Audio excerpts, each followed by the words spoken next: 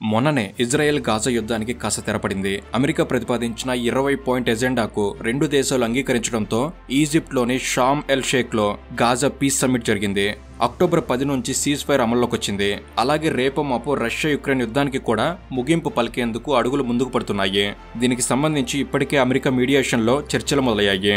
ఒకవైపు యుద్ధాలకు ముగింపు లభిస్తుంటే పాకిస్తాన్, ఆఫ్ఘనిస్తాన్లు రెండూ మరో యుద్ధాన్ని ప్రారంభించేలా కనిపిస్తున్నాయి.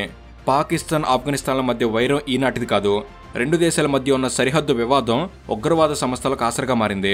ఫాంగ్తూ జాతి ప్రజలను రెండు దేశాల మధ్య విభజిస్తూ గీసిన డురాండు లైన్ను వ్యతిరేకిస్తూ ఏర్పడ్డ టీటీపీ అనే ఉగ్రవాద సంస్థ ఈ మొత్తం వివాదానికి కారణమైంది. టీటీపీ అధినేత నూర్ వలీ మొహసూద్ టార్గెట్గా పాకిస్తాన్ జరిపిన దాళ్లు వల్ల ఆఫ్ఘనిస్తాన్ కూడా రిటాలియేషన్ అటాక్స్ చేయాల్సి వచ్చింది.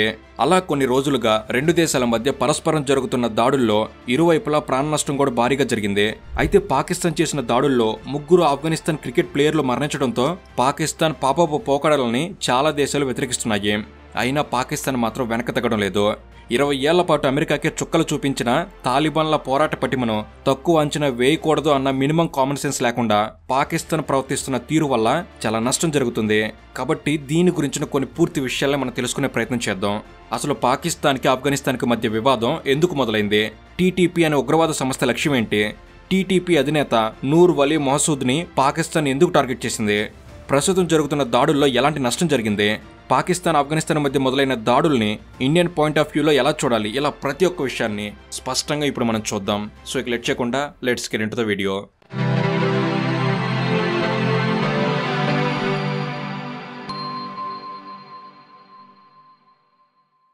పాకిస్తాన్ పరిస్థితి ఎలా తయారైందంటే, ఒకవైపు ఎకనామిక్ ఛాలెంజెస్ ఎదుర్కొంటూనే జియోపొలిటికల్గా ఇండియాతో కూడా వివాదాన్ని మరింత ముదిరేలా చేసుకుంది.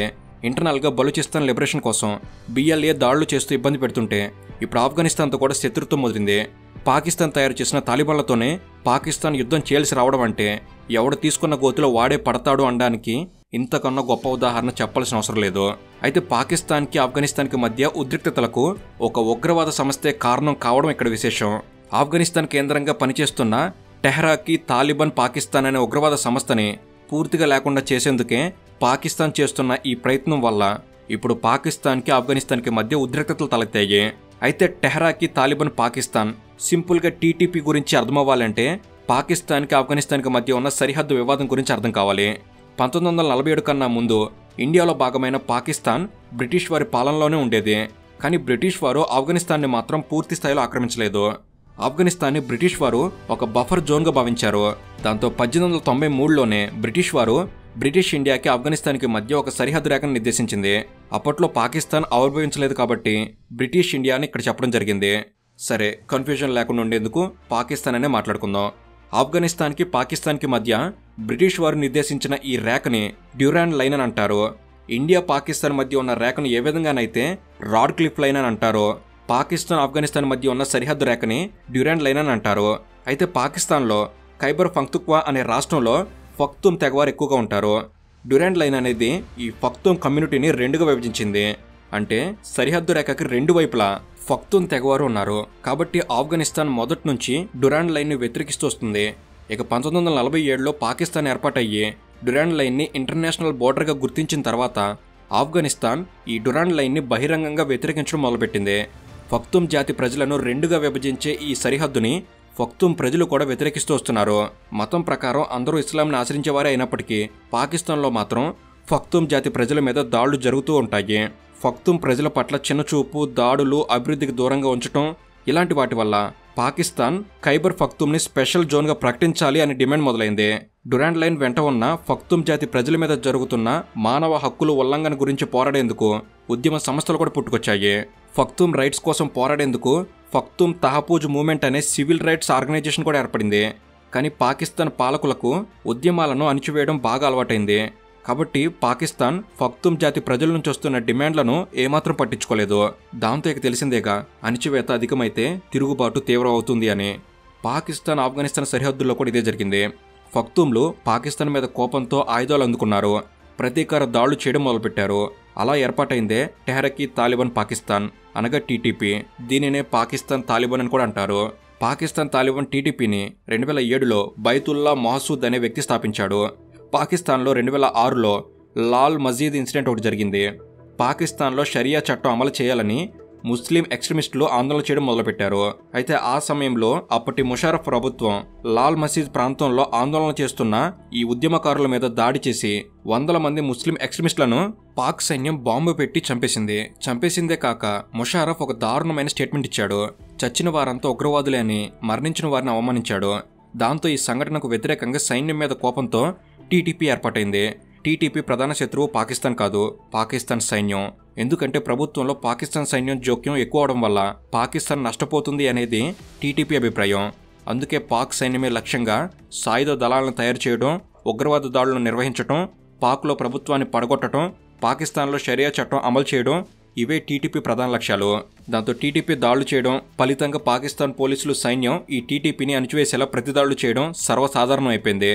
దాంతో పాకిస్తాన్ టీటీపీని నిషేధిత ఉగ్రవాద సంస్థగా ప్రకటించింది.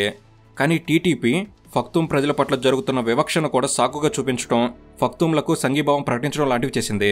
ఇక 2007లో బైతుల్లా మహసూద్ ఈ టీటీపీని స్థాపించినప్పటి నుంచి పాకిస్తాన్లో ఈ సంస్థ అనేక సార్లు ఉగ్రదాడులు నిర్వహించింది. తాలిబాన్లతో ఈ సంస్థకు మొదటి నుంచి మంచి సంబంధాలున్నాయి. పాక్ సైన్యం లక్ష్యంగా హక్కానీ నెట్వర్క్ ఏర్పడింది. హక్కానీ నెట్వర్క్ అంటే కొన్ని ఉగ్రవాద గ్రూపులు కలిసి ఒక నెట్వర్క్ ఏర్పాటయ్యాయి. ఫక్తూంలో కూడా ఈ హక్కానీ నెట్వర్క్లో భాగస్వాములుగా ఉన్నారు. ఈ హక్కానీ నెట్వర్క్లో టీటీపీనే మెయిన్ ఆపరేటర్. కాబట్టి హక్కానీ నెట్వర్క్ని నడిపిస్తుంది కూడా నూర్ వలీ మహసూద్ అని చెప్పాలి. కాబట్టి ఇప్పుడు పాకిస్తాన్కి ప్రధాన శత్రువు నూర్ వలీ మహసూద్. ప్రస్తుతం టీటీపీ చీఫ్గా ఉన్న నూర్ వలీ మహసూద్ని మట్టు పెట్టడమే పాకిస్తాన్ యొక్క టార్గెట్. ఎందుకంటే 2018లో నూర్ వలీ మహసూద్ టీటీపీ చీఫ్ అయ్యాడు. టీటీపీ అనేది ఆఫ్ఘనిస్తాన్ నుంచి ఆపరేట్ అవుతుంది. టీటీపీలో 5,000 మంది వరకు ప్రైవేట్ సైన్యం ఉండవచ్చని పాకిస్తాన్ అంచనా వేస్తుంది. ఈ 5,000 మందికి నాయకుడే నూర్ వలీ మహసూద్. తాలిబాన్లతో కలిసి సాయుధ శిక్షణ తీసుకున్న మహసూద్ పాకిస్తాన్కి ఒక కొరకరాని కొయ్యగా మారాడు. నూర్ వలీ మహసూద్ నాయకత్వంలో టీటీపీ చేస్తున్న దాడులకు వందల మంది పాక్ సైనికులు మరణించారు. పాకిస్తాన్ అవుట్ పోస్టులో మిలిటరీ స్థావరాల లక్ష్యంగా టీటీపీ దాడులు చేస్తుంది. అయితే 2014లో నూర్ వలీ మహసూద్ టీటీపీ చీఫ్ కాకముందే టీటీపీ పాకిస్తాన్ ఆర్మీ స్కూల్ మీద దాడి చేసింది. ఆ దాడిలో 130 మంది చిన్నపిల్లలు మరణించారు. ఈ సంఘటన వల్ల టీటీపీకి చాలా చెడ్డ పేరు వచ్చింది. దాంతో టీటీపీ అమాయకపు ప్రజల మీద దాడులు చేయడం మానేసింది. కేవలం పాకిస్తాన్ సైన్యం మీద మాత్రమే దాడులు చేస్తుంది. ఈ టీటీపీని అమెరికా కూడా ఉగ్రవాద సంస్థగా డిక్లేర్ చేసింది. నూర్ వలీ మహసూద్ని చంపేందుకు పాకిస్తాన్ ఎన్నోసార్లు ప్రయత్నం చేసినా ఆ ప్రయత్నాలు ఏవి సక్సెస్ కాలేదు. అయితే టీటీపీ అనేది ముందు నుంచి ఆఫ్ఘనిస్తాన్ భూభాగం నుంచి ఆపరేట్ అవుతుంది. ఆఫ్ఘనిస్తాన్లో టీటీపీ ఉగ్రవాద శిబిరాలు రన్ చేస్తుంది. ఈ శిబిరాల్లో ఉగ్రవాదులకు వెపన్ ట్రైనింగ్ ఇవ్వడం, గన్ ఫైరింగ్, ఎక్స్ప్లోజివ్స్ సెట్ చేయడం, ఇలా అన్ని రకాల ట్రైనింగ్ క్యాంపులు నడుపుతుంది. అయితే 2021 వరకు ఆఫ్ఘనిస్తాన్ అమెరికా కంట్రోల్లో ఉండేది. ఆ సమయంలో టీటీపీ కార్యకలాపాలు కాస్త తగ్గాయి. కానీ 2021 తర్వాత ఆఫ్ఘనిస్తాన్ నుంచి అమెరికా వెళ్లిపోవడం, తాలిబాన్ల అధికారంలోకి రావడంతో టీటీపీకి స్వేచ్ఛ లభించింది. తాలిబాన్ల సహాయంతో టీటీపీకి విపరీతమైన స్ట్రెంత్ కూడా వచ్చింది. నిజానికి తాలిబాన్లు టీటీపీకి సహాయం చేస్తున్నారన్న విషయాన్ని తాలిబాన్లు అంగీకరించడం లేదు. కానీ వాస్తవం మాత్రం విస్మరించలేం. పాకిస్తాన్ కూడా చేసేది అదే. పీఓకేలో ఇండియాకు వ్యతిరేకంగా ఉగ్ర సంస్థలను పెంచి పోషిస్తుంది. కానీ పాకిస్తాన్ మాత్రం ఆ నిజాన్ని అంగీకరించదు. ఇండియా విషయంలో పాకిస్తాన్ ఎలా ప్రవర్తిస్తుందో పాకిస్తాన్ విషయంలో ఆఫ్ఘనిస్తాన్ కూడా అదేవిధంగా వ్యవహరిస్తుంది. బహుశా తాడిని తన్నేవాడు ఒకడుంటే వాడి తల తన్నేవాడు మరొకడు ఉంటాడన్న దానికి ఇదే నిదర్శనం. 2021లో టీటీపీ పాకిస్తాన్ సైన్యం మీద 3 సార్లు దాడి చేసింది.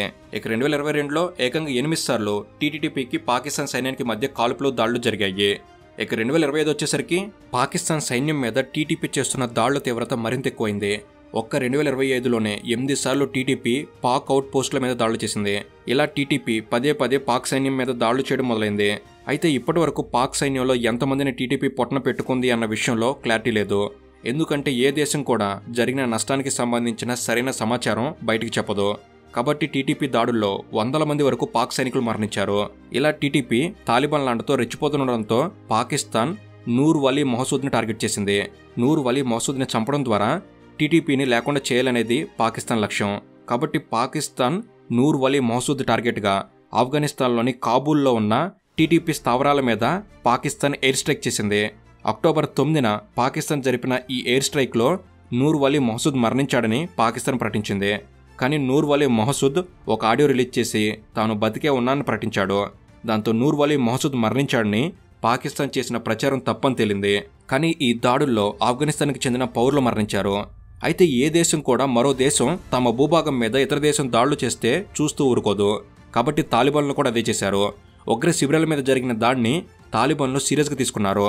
కర్మ అంటే ఇదే. ఆపరేషన్ సింధూర్ సందర్భంగా ఇండియా పాకిస్తాన్లోని ఉగ్రవాద క్యాంపుల మీద దాడులు చేస్తే పాకిస్తాన్ ఇండియా మీద దాడులు చేయడం మొదలుపెట్టింది. ఆపరేషన్ సింధూర్ సందర్భంగా ఏదైతే జరిగిందో ఇప్పుడు పాకిస్తాన్కి ఆఫ్ఘనిస్తాన్ రూపంలో పాపం పండింది.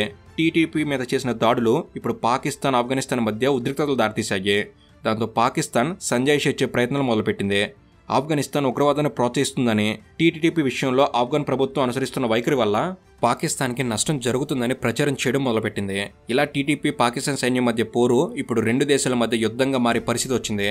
అయితే అక్టోబర్ 9న పాకిస్తాన్ ఎయిర్ స్ట్రైక్ తర్వాత ఆఫ్ఘనిస్తాన్ కూడా పాకిస్తాన్ సరిహద్దుల్లో ఉన్న ఆర్మీ పోస్టుల మీద దాడులు చేసింది.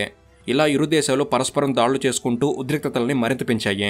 ఇక 2025 అక్టోబర్ 21న ఈ వీడియో చేస్తున్న సమయానికి పాకిస్తాన్ ఆఫ్ఘనిస్తాన్ మధ్య పార్షియల్ సీజ్ ఫైర్ అమల్లో ఉంది. మిడిల్ ఈస్ట్ దేశాలు మధ్యవర్తిత్వం చేయడంతో సీజ్ ఫైర్ అమల్లోకి వచ్చింది. కానీ పాకిస్తాన్ చెప్తున్న వివరాల ప్రకారం 200 మంది తాలిబాన్ ఉగ్రవాదులు హతమయ్యారు. అలాగే ఆఫ్ఘనిస్తాన్ కూడా 58 మంది పాక్ సైనికులు మరణించారంటుంటే లేదు 20 మంది మరణించారని పాకిస్తాన్ అంటుంది. నిజానికి ఈ నెంబర్స్ ఏవైతే ఉన్నాయో ఇవన్నీ అసలైన సమాచారం కాదు. ఒక్కో సోర్స్లో ఒక్కో విధమైన సమాచారం కనిపిస్తుంది. అందుకే జరిగిన నష్టానికి సంబంధించిన వివరాల లోతుల్లోకి వెళ్లే ప్రయత్నం చేయడం లేదు. ఎందుకంటే పాకిస్తాన్కి ఒక విషయం బాగా అలవాటు. తనకు జరిగిన నష్టాన్ని తగ్గించి చెప్పుకోవడం, తాను చేసిన నష్టాన్ని ఉన్నదానికన్నా పెద్దదిగా చూపించే ప్రయత్నం చేయడం పాకిస్తాన్కి బాగా అలవాటు. కాబట్టి ఇష్టం వచ్చిన సమాచారం ఇస్తూ తమదే పై చేయి అని చెప్పుకునే ప్రయత్నం చేస్తుంది. నూర్ వాలీ మహసూద్ని టార్గెట్ చేసినప్పుడు నూర్ వాలీ మహసూద్ని లేపేశామా లేదా అన్నదే మ్యాటర్. దాడులు చేసి అతను నిజంగా మరణించాడా లేదా అని నిర్ధారించుకోకుండానే సంబరాలు చేసుకున్నారు. కానీ కొంతసేపటికి నన్నెవ్వడూ అంతం చేయలేడు అని రోబో సినిమాలో రజనీకాంత్ రేంజ్లో ఒక ఆడియో రిలీజ్ చేసేసరికి పాకిస్తాన్ షాక్ అయింది. కాబట్టి టీటీపీ ఉన్నంతకాలం పాకిస్తాన్కి కంటి మీద కునుకుండదు. టీటీపీని అంతం చేసే క్రమంలో తాలిబాన్లతో కయ్యం పెట్టుకున్నారు. అంటే వీళ్ళు తయారు చేసిన తాలిబాన్లే ఇప్పుడు వీళ్ళకి ఎదురు తిరగడంతో పాకిస్తాన్ పరిస్థితి అగమ్య గోచరంగా తయారైంది. ఆఫ్ఘనిస్తాన్ ఫారెన్ మినిస్టర్ అమీర్ ఖాన్ ముత్తకి ఇండియాలో ఉన్నప్పుడే పాకిస్తాన్ కాబుల్ మీద అటాక్ చేయడం అనేది ఇక్కడ గమనించాల్సిన విషయం. నిజానికి పాకిస్తాన్కి తాలిబాన్ల సత్తా తెలియదు అనుకోవడానికి లేదు. ఎందుకంటే దాన్ని తయారు చేసిందే పాకిస్తాన్ కాబట్టి. తాలిబాన్లతో సోవియట్ యూనియన్నే పోరాటం చేయలేకపోయింది. అమెరికా కూడా పోరాడలేక చేతులెత్తేసింది. ఆఫ్ఘనిస్తాన్కి గ్రేవ్ యార్డ్ ఆఫ్ ఎంపైర్స్ అనే పేరుంది. చరిత్రలో ఆఫ్ఘనిస్తాన్తో పెట్టుకున్న ఏ ఒక్క సామ్రాజ్యం కూడా నిలబడలేదు. అందుకే ఆఫ్ఘనిస్తాన్ని సామ్రాజ్యాల శ్మశాన వాటిక అని అంటారు. Body suit, helmet, advanced weapon, military shoe, గ్లౌజులు, బుల్లెట్ ప్రూఫ్ షీల్డ్ ఇలాంటివన్నీ ఉన్న అమెరికా సైనికులు కూడా పై నుండి కింద వరకు కుర్తా, రబ్బరు చెప్పులు, చేతిలో ఆయుధం ఉన్న తాలిబాన్ల చేతిలో కంగు తిన్నారు. కాబట్టి తాలిబాన్లతో వివాదాన్ని మరింత ముందుకు తీసుకెళ్తే పాకిస్తాన్ చెల్లించక తప్పదు భారీ మూల్యం. సో ఇది ఫ్రెండ్స్, ఈ విషయంపై మీ అభిప్రాయం ఏమిటి తప్పకుండా కామెంట్స్ తెలపండి. అండ్ ఇలాంటి మరిన్ని లేటెస్ట్ అప్డేట్స్ అనేవి కొంచెం వెంటనే తీసుకురాబోతున్నాం. ప్రతి ఒక్కటి మీ వరకు చేరేందుకు తప్పకుండా మన తెలుగు ఛానల్ని సబ్స్క్రైబ్ చేసుకుని బెల్ని రెడీగా పెట్టుకోగలరు. Thank you for watching. Have a good day.